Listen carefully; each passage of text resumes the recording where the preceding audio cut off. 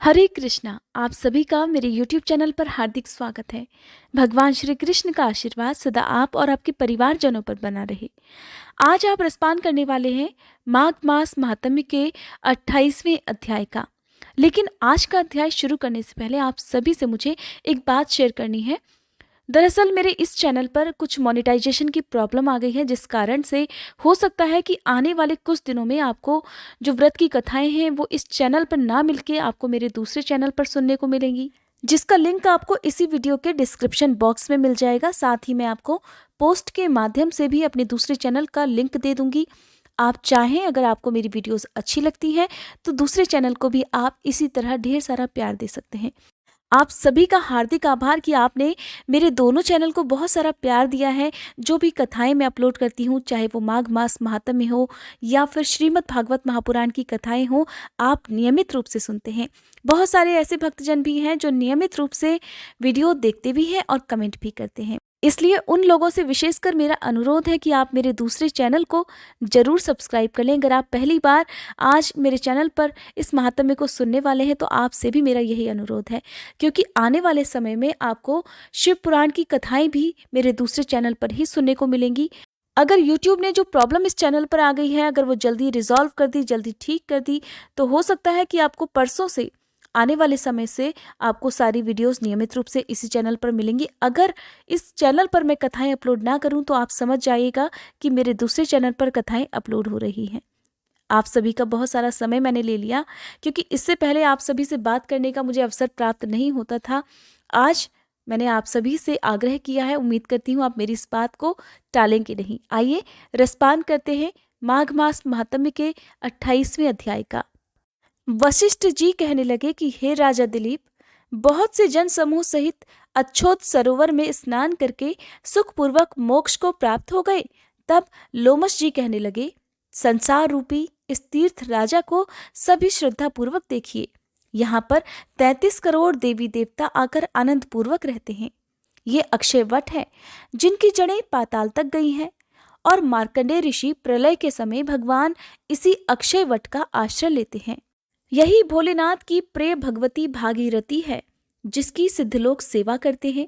ये गंगा स्वर्ग के हेतु एक पताका के समान है। इसका जल पीकर मनुष्य मुक्त हो जाता है।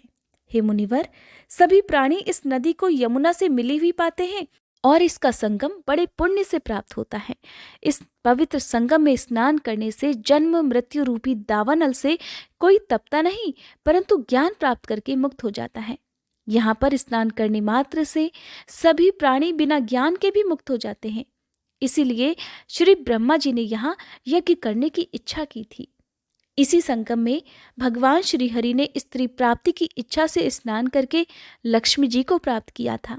यहाँ पर त्रिशूलधारी भोलेनाथ ने त्रिपुर दैत्य को मारा था, और प्राचीन काल में उर्वशी स्वर्ग से गिरी थी तथा स्वर्ग पाने की इच्छा से यहाँ पर ही उसके स्नान करने से नहुष कुल के राजा ययाति ने वंशधर पुत्र प्राप्त किया था। यहीं पर देवराज इंद्र ने प्राचीन काल में धन की इच्छा से स्नान किया था और माया से कुबेर के सब धन को प्राप्त कर लिया था। प्राचीन काल में नारायण तथा नर ने हजारों वर्ष तक प्रयाग में निराहार रहकर उत्तम धर्म किया। यहाँ से जैगाशव्य सन्यासी ने महादेव जी जैसी शक्ति वाले से विजय प्राप्त की थी और अणिमा आदि योग के अति दुर्लभ ऐश्वर्य प्राप्त किए थे। इसी क्षेत्र में तपस्या करके श्री भारद्वाज सप्त ऋषियों में सम्मिलित हुए। इस प्रकार जिन्होंने भी इस संगम में स्नान किया उन सभी को स्वर्ग की प्राप्ति हुई। इसलिए हमारे विचार से तुम त्रिवेणी में स्नान करो।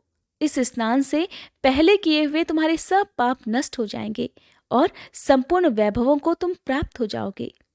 ऋषि के इस प्रकार के सत्य वचन सुनकर सभी त्रिवेणी में स्नान करने लग गए, और उसी स्नान करने से सबकी पिशाचता भी नष्ट हो गई।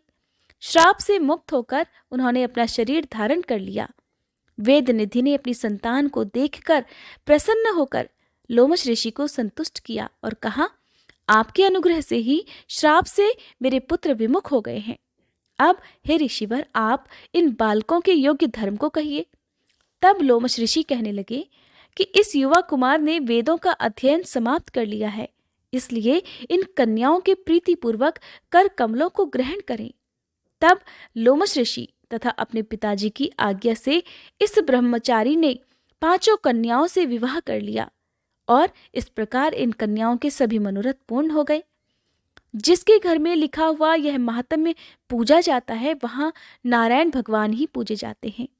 पुष्कर तीर्थ में, प्रयाग में, गंगा सागर में, देवालय में, कुरुक्षेत्र में और विशेष रूप से काशी में जाकर इसका पाठ अवश्य करना चाहिए। यदि आप पाठ ना कर पाए तो इस महात्म्य को सुनना अवश्य चाहिए। पुष्कर तीर्थ में ग्रहण के समय इसके पाठ का 2 गुना फल प्राप्त होता है और मरने के बाद मोक्ष की प्राप्ति होती है। ये थी आज की वीडियो। उम्मीद करती हूँ ये जानकारी आपको पसंद आई होगी। वीडियो अगर अच्छी लगी हो तो वीडियो को लाइक, शेयर और चैनल को सब्सक्राइब करना मत भूलिएगा।